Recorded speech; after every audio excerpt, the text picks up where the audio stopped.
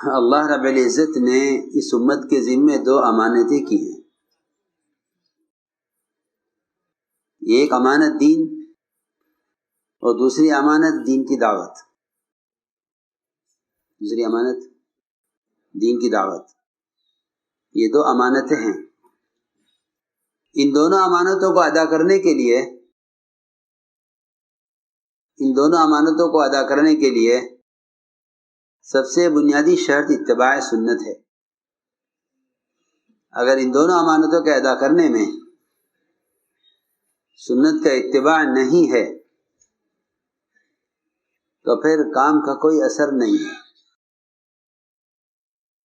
کام کا کوئی اثر نہیں ہے. پھر یہ کام کا ڈھانچہ ہے بغیر روح کا. دعوت کا جو اثر ہے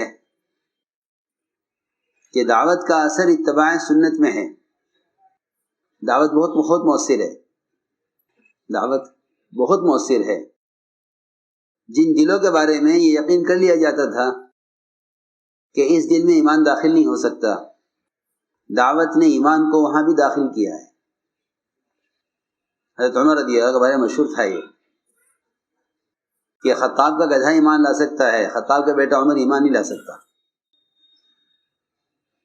اس لیے کفر یہ سمجھتا تھا کہ ہمارے پاس اگر سب سے مضبوط آدمی ہے تو عمر ہے. جی اللہ رب العزت نے حضور اکرم صلی اللہ علیہ وسلم کے دعوت کے اسلوب سے جو اسلام کے خلاف شدید تھے، اللہ نے ان کو اسلام کی موافقت میں سخت بنایا. اسلام کی موافقت میں سخت بنایا. اشدہم فی امر اللہ عمر، کہ اللہ کے دین کے معاملے میں عمر سے زیادہ سخت کوئی نہیں ہے. کیونکہ حضور اکرم صلی اللہ علیہ وسلم کا جو طرز دعوت ہے کہ آپ کا طرز دعوت دشمن کو دوست بنانے کے لیے ہے، دشمن کی دشمنی کو بڑھانے کے لیے نہیں ہے. دشمنی کو بڑھانے کے لیے نہیں ہے. ہمارا جو اللہ مجھے معاف کرے کہ ہمارا جو مزاج اور طرز ہے وہ دشمن کی دشمنی کو بڑھانے کے لیے ہے. یہ بات توجہ جائے گی. وہ دشمن کی دشمنی کو بڑھانے کے لیے کہ ان کو غصہ دلاؤ تاکہ یہ مقابلہ کریں تو ہم مقابلہ کریں. یہ نہیں. پہلی بات یہ ہے کہ نبوت کی مزاج میں یہ چیز نہیں ہے. وہ دشمن کا مقابلہ اخلاق سے کرتے ہیں. دشمن کا مقابلہ اخلاق سے کرتے ہیں. دشمن کا مقابلہ احسان سے کرتے ہیں. ہتھیار کیوں ہیں؟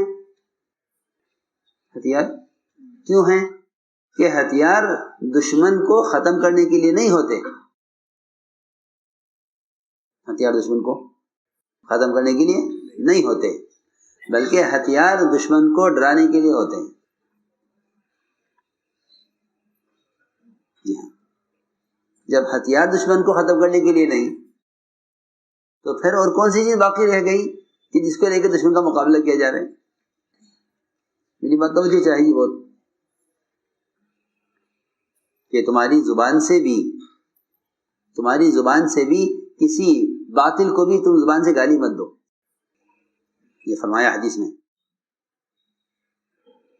آپ نے فرمایا لا تسبوا اباکا، اپنے باپ کو گالی مت دو. تو صحابہ کو تعجب ہوا، عرض کیا کہ یا رسول اللہ باپ کو گالی کون دے سکتا ہے؟ باپ کا درجہ تو بہت بڑا ہے. فرمایا کہ تمہارا اپنے باپ کو گالی دینا یہ ہے کہ تم کسی کے باپ کو گالی دو، وہ پلٹ کر تمہارے باپ کو گالی دے تو تم نے اپنے باپ کو براہ راست گالی دی ہے. کیا؟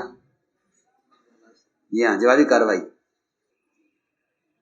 میری بات دھیان سے سننا. بہت کیا جوابی کارروائی، وہ جواب دے گا گالی کا. آپ اس کے باپ کو گالی دیں گے، آپ کے باپ کو گالی دے گا. یہ ایسا نہیں ہے کہ اس نے آپ کے باپ کو گالی دی ہے، بلکہ آپ نے خود اپنے باپ کو گالی دی ہے. یہ ہے حدیث کا مفہوم.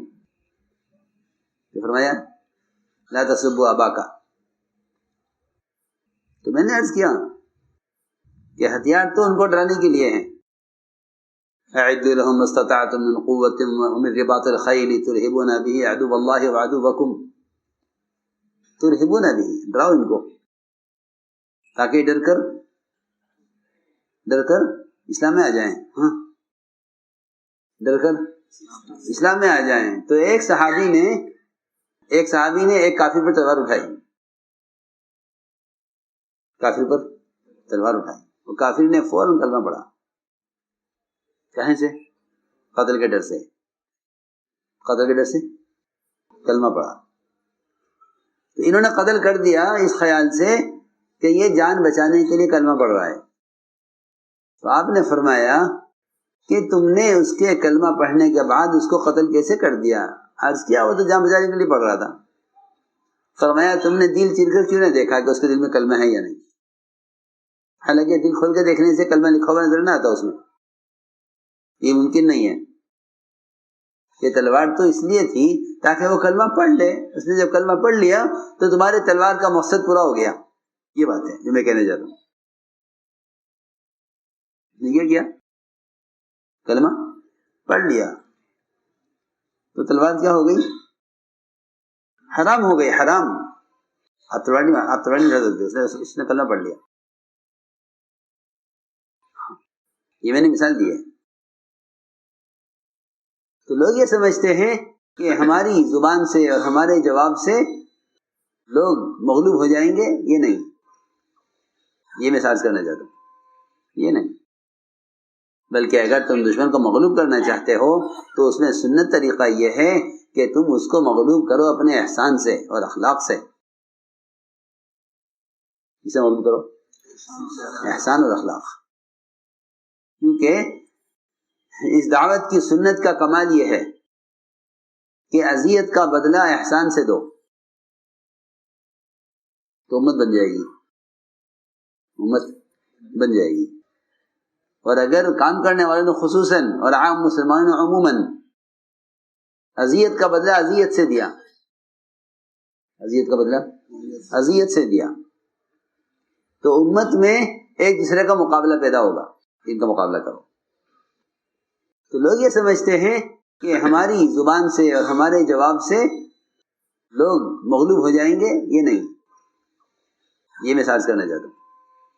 بلکہ اگر تم دشمن کو مغلوب کرنا چاہتے ہو تو اس میں سنت طریقہ یہ ہے کہ تم اس کو مغلوب کرو اپنے احسان سے اور اخلاق سے.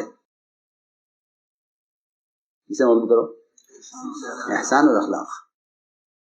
کیونکہ اس دعوت کی سنت کا کمال یہ ہے کہ اذیت کا بدلہ احسان سے دو تو امت بن جائے گی.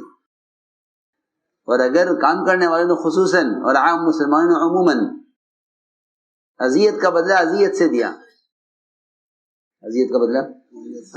دیا تو امت میں ایک دوسرے کا مقابلہ پیدا ہوگا. ان کا مقابلہ کرو. اس لیے میں نے 2 باتیں عرض کی ہیں بہت ضروری. 2 امانتیں ہیں ہمارے ذمہ. ایک دین، دوسرے دین کی دعوت. 2 امانتیں ہیں ہمارے ذمہ. ایک دین، دوسرے دین کی دعوت.